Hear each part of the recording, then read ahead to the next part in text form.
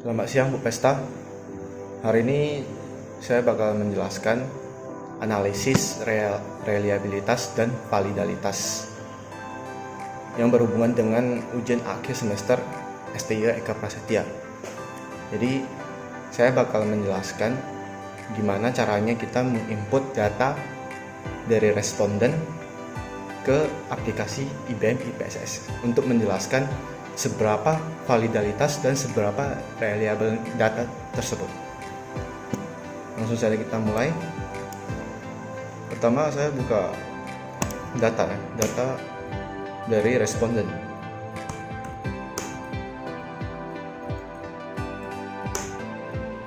Oke.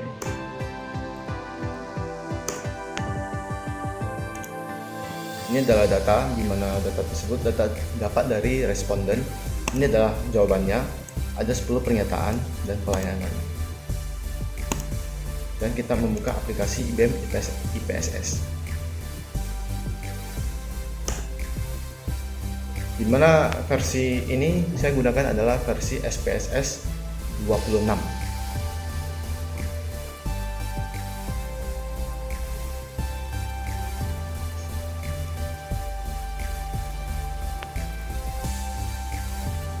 Oke. Di sini terdapat variable view dan terdapat data view. Kita buka yang di bagian data view. Data view adalah tempat bagian kita mengisi data-data dari responden. Ini kita langsung saja kopikan angka dari Excel. Kita drag semuanya, kita copy dan paste di data view, jangan ke data variable view. Oke. Kita paste, angkanya muncul di sini. Kita pindah ke variable view. Di sini terdapat banyak kolom yang ingin kita ubah menjadi data yang akan diuji. Pertama kita biasakan untuk rapi. Ini variabelnya adalah 001. Kita ganti saja dengan P. Kita ganti P1, P2, P3, P4, P5, P6, P7, P8, P9, P10. Dan ini adalah pelayanan. Oke. Otomatis label juga kita akan ganti. P itu adalah pernyataan satu pernyataan, langsung kita copy. Oke, dan X.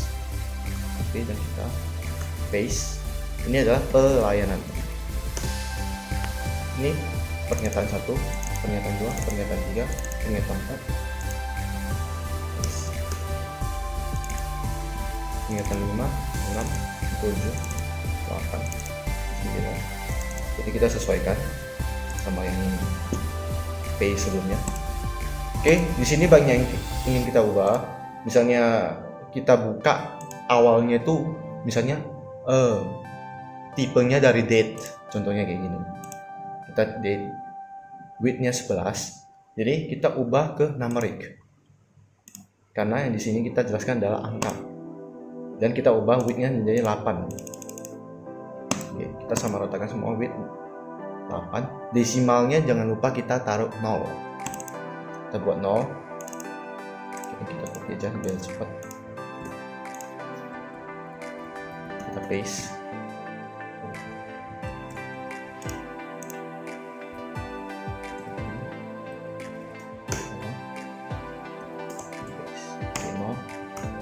Missing dan kolom nggak usah kita sentuh, apalagi value-nya kita nggak usah. Align-nya right. Measure-nya, di sini saya menjelaskan kita menggunakan measure scale.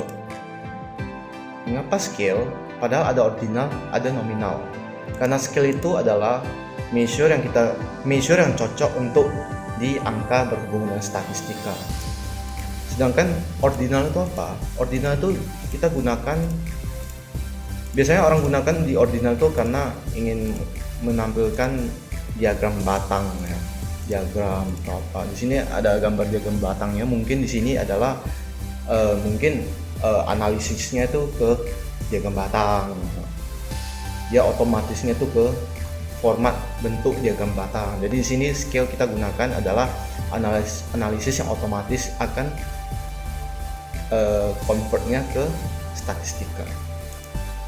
Oke, role di sini kita gunakan input. Misalnya dari target atau plot non partition split kita ubah aja ke input. Oke, sini udah betul ya. Volume 898. Pernyataan 1 oke, udah sip. Lepas. Jadi kita langsung next step adalah kita gunakan analyze. Menu analyze. Kita ke correlate by period. Di sini kita uji adalah uji validalitas. Di mana kita uji validitas adalah kita uji di mana pertanyaan kita kepada si responden. Pertanyaan kita itu menuju ke topik yang ingin kita bicarakan. Kita tidak melenceng gitu. Jadi seberapa validnya lah pernyataan dari kita. Pernyataan termasuk ini pelayanan. Karena kita ingin cek semua apa yang kita buat itu valid atau tidak. Jadi kita drag itu semua ke kanan variabel. Oke, di sini correlation coefficient adalah kita gunakan Pearson, jangan gunakan Kedal atau Spearman. Test of significance kita gunakan two tail, jangan gunakan one tail. Kita centang flag significant correlation. Jadi misalnya dari Kendall tahu B ya kan, kita langsung centang di Pearson, one tail kita centang di two tail. Oke, jadi kita oke. Jadi ini hasilnya itu otomatis dia convert sendiri. Kenapa? Karena itulah menu scale tadi, dia convertnya ke sini menjadi ini. Oke, kita langsung lihat ke correlation. Di sini ada pas ya, pernyataan 1, 2, 3, 4, 5 sampai 10 dan ada pelayanan. Mengapa ada pelayanan? Karena kita tadi dragnya pelayanan juga. Jadi dia muncul. Oke, di sini kita fokus saja ke bagian pelayanan di sini. Oke, bagian pelayanan. Oke, ini pernyataan 1, pelayanannya 0,462. Jadi kayak mana untuk mengetahui validnya atau tidak? Kita melihat dari sini, dari N nya 30 maksudnya artinya 0,3. Mengapa 30 atau 0,3? Karena data yang kita ambil tadi di sini. Nah, ini ada sebanyak 30. Nah, kita drag. Ini ada 30 data dari pernyataan tersebut. Jadi otomatisnya N itu 30. Jadi untuk menentukan validnya itu, jika angka di atas 0,3 di atas N, maka itu datanya valid, pernyataannya valid. Jika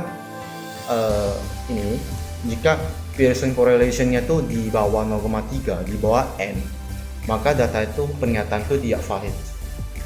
Oke, jadi kita tengok satu-satu. Kita drag aja ke kiri biar langsung kita bisa nampak. Oke, pernyataan 1 itu 0,4 itu di atas 0,3 valid. Pernyataan 2 0,5 valid. Pernyataan 3 0,4 valid.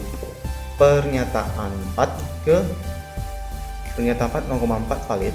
Pernyataan 5 0,6 valid. Pernyataan 6 0,36 valid. Pernyataan 7 0,46 valid. Pernyataan 8 pernyataan 7 0,5 valid. Pernyataan 8 0,39 valid. Pernyataan 9 0,5 valid. Pernyataan 10 0,6 valid. Dan pelayanan 1 jadi valid. Jadi data ini bisa disimpulkan semuanya adalah valid. Itu saja dari fungsi correlation ini untuk mengetahui apakah data itu valid atau tidak. Ya, inilah valid ternyata. Jadi kita nggak usah ragu lagi mengasih pernyataan itu kepada responden. Oke, jadi selanjutnya bagaimana kita mengetahui data yang dari si responden atau feedback dari responden itu reliable atau gimana? Reliable itu artinya jawabannya itu tidak ragu, tidak bimbang, bisa katakan tidak jujur. Nah, jadi reliable itu kita mengetahui berapa stabilnya dari feedback dari si responden, seberapakah reliable, tingkat kejujurannya, apakah dia labil menjawab pertanyaan itu atau tidak. Ini bisa kita cek dari aplikasi SPSS. Oke, langsung kita mulai. Jadi data dari variable view ini kita tidak sentuh sama sekali. Kita langsung analyze, scale. Inilah fungsi kita menggunakan measure scale. Langsung kita ke opsi scale. Tadi kalau misalnya kita menggunakan measure yang diagram batang itu, kita nggak bisa menggunakan menu scale ini. Kita nggak bisa cek reliable-nya. Jadi kita klik ini. Oke. Berhubungan yang mau kita uji itu adalah pernyataan dari si responden. Jadi kita hanya drag bagian pernyataan saja. Pelayanan kita nggak usah. Kita dragnya ke items, jangan ke ratings. Statistiknya, menu statistik kita nggak usah sentuh. Model alpha, kalau misalnya buka dari paralel, kita langsung ubah aja ke alpha. Scale label nggak usah isi, langsung oke. Oke, convert sendiri dia reality. Di sini validnya 30, N30 karena ada 30 pernyataan. Misalnya 30 data pernyataan, persennya 100% valid. Karena tadi kita uji itu adalah valid. Oke, yang sini yang perlu kita perhatikan ini adalah reliable statistik. Di mana cross bench alpha itu adalah 0,661 dan end of item itu 10. End of item itu adalah jumlah pernyataannya. Tadi pernyataan kita ada 10. Kalau misalnya tadi kita masukkan pelayanan, itu end of item aja 11. Jadi kan nggak betul jadi kan. Jadi kita masukkan 10 aja karena kita yang mau kita tengok itu adalah feedback dari si responden. Cross bench alpha 0,661. Jadi kayak mana kita bisa mengetahui bahwasannya ini ada reliable atau tidak? Patokannya adalah cross bench alpha 0,6. Kalau misalnya di atas 0,6 itu adalah reliable, bisa dikatakan reliable, dan di bawah 0,6 itu tidak reliable. Jadi ini adalah 0,661. Jadi ini ada reliable. Jadi untuk range-nya misalnya 0,0 sampai 1 gitu. Misalnya ini reliable. Reliable-nya tuh seberapa reliable? Apakah ini sudah 100% reliable atau tidak? Jadi kita bisa lihat, saya tengok dari Google. Nah, di sini ada interpretasi koefisien korelasi. Di mana interval di sini 0 sampai 0,19 itu hubungannya rendah. Yang artinya itu data dari si responden itu asal-asalan. Sembarangan isi, sembarangan centang, nggak mau tengok pertanyaan atau segala macam. Ya, pasti koefisien korelasi udah sangat rendah. Oke, begitu juga 2 sampai 0,3, 4 sampai 0,59, 0,6 sampai 0,7 ya. Jadi kategori sedang rendah sangat rendah itu tidak termasuk reliable. Yang termasuk reliable adalah kuat dan sangat kuat. Oke, jadi nah di sini ada yang menarik perhatian adalah adanya 0,8 sampai 1. Jadi kalau misalnya data yang kita input ke SPSS itu 1, hasilnya 1 di bagian reliability statistik. Berarti artinya itu dari end of item 10 semua responden itu menjawabnya dengan jujur, dengan tepat. Tidak ada berubah jawabannya. Tidak berubah jawabannya. Jadi itu udah sangat reliable.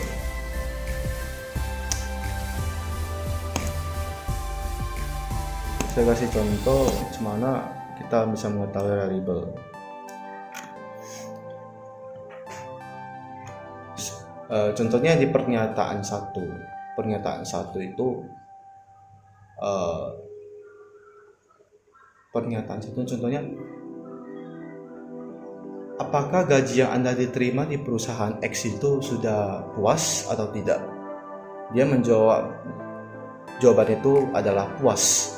Contohnya 2, puas dia jawabnya. Oke, kita tanya kembali di pernyataan atau pertanyaan ke-18. Apa yang Anda harapkan dari perusahaan X tersebut? Jika dia menjawabnya untuk menaikkan gaji, berarti logikanya itu dia tidak reliable jawabannya. Mengapa demikian? Karena di pernyataan 1 itu dia menjawab dia mendapatkan gaji, dia memperoleh upah itu dengan sangat puas. Sedangkan di pernyataan 18 itu yang dia harapkan dari perusahaan adalah untuk menaikkan gaji. Jadi otomatis itu adalah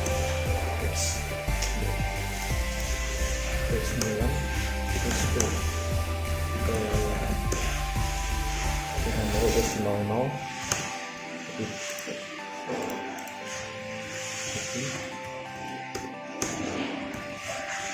oke ini perbendaharaan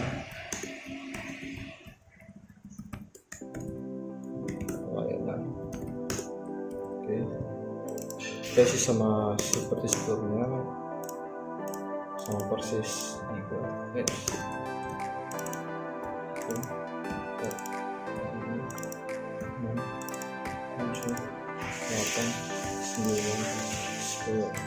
Tulis non di sini non, columns no. Besok kita gunakan scale sama aja. Untuk bisa membuka menu scale-nya, kita harus gunakan scale. Oke, langsung saja kita analyze. Saya rasa saya sudah prediksi bahwasanya data ini tidak valid, sudah pasti tidak valid karena kita isinya sembarangan. Tapi kita coba tes saja. Kita semua. Oke, kita centang aja semua tadi. Oke, kita lihat. Oke, sama aja bacanya seperti sebelumnya. Oke, langsung nampak pelayanan di sini.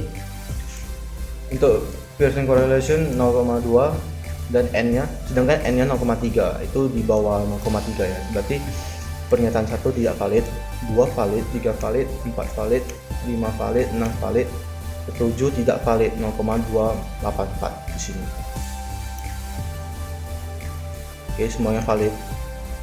Oh, dan ini 0,26 di bawah 0,2 juga.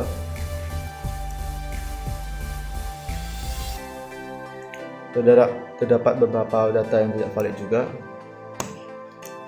Oke, data yang tidak valid bukan berarti tidak bisa dicek hasil reliable ya. Coba kita cek. Kita cek reliable ya.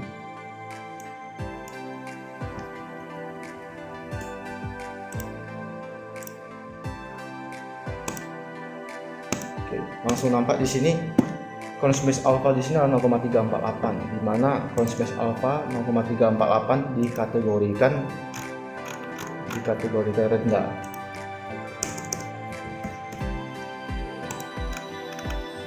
0,33938, berarti di sini, di antara sini. Tingkat hubungannya rendah, berarti data ini diisi dengan sembarangan seperti saya lakukan tadi. Dimana data ini saya isi sembarangan, ibaratnya saya menjadi responden, saya isi data itu dengan sembarangan 15 langsung saya taruh, nggak mikir, langsung taruh saja, tidak baca pertanyaan. Jadi langsung terbaca dari SPSS ini, langsung reliability statistik Crunchbase alpha adalah 0,348, jadi nggak bisa bohong.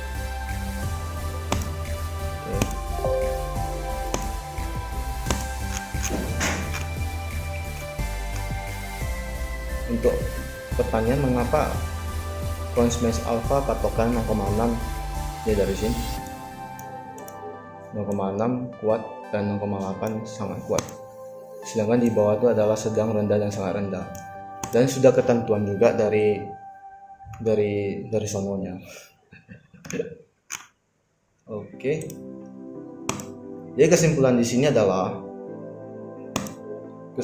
adalah bahwasanya data yang kita ajukan kepada si responden dan responden itu sembarangan mengisi data tersebut, itu otomatis langsung nampak bahwasanya tingkat reliable-nya itu rendah.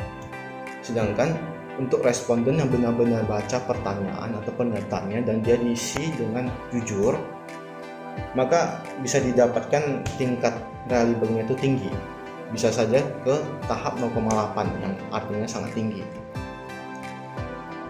Oke, kita lihat apa yang perlu diperhatikan lagi. Oke, data tidak ada.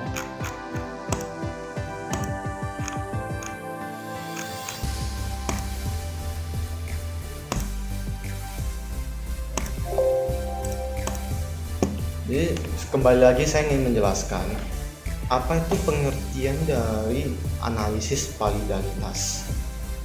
Analisis uji validalitas adalah kita membuat sebuah pernyataan yang hendak akan kita berikan kepada si responden. Sebelum kita memberikan pernyataan tersebut, alangkah baiknya kita uji dulu apakah pernyataan tersebut itu cocok dengan judul skripsi kita, contohnya cocok dengan tema, cocok dengan tujuan yang ingin kita dapatkan. Itu bisa kita cek dari validalitas tadi. Sedangkan untuk mengetahui feedback dari si responden, apakah jawaban itu jujur, reliable, ataupun stabil, tidak ragu, tidak bimbang, ataupun tidak labil, kita bisa mengetahui dari uji reliabilitas. Jadi itu saja. Sekian dari saya, terima kasih sudah mau mendengarkan.